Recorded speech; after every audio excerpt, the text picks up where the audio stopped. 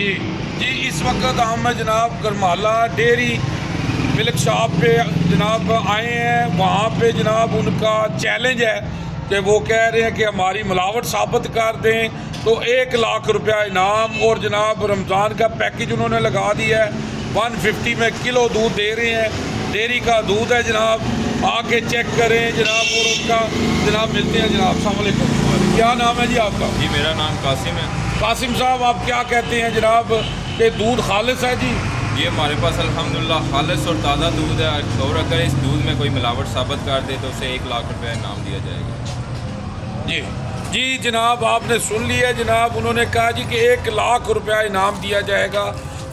और जनाब ये वही कहता है जिसका खालिस होता है, ऐसे कोई नहीं कहता।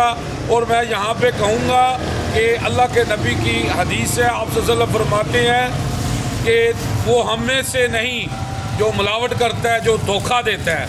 तो रमज़ान आ गया है जी, अल्लाह से माफ़ी मांगते हैं और अल्लाह से रजू करते हैं। जनाब UG न्यूज़, जावा जी जेल।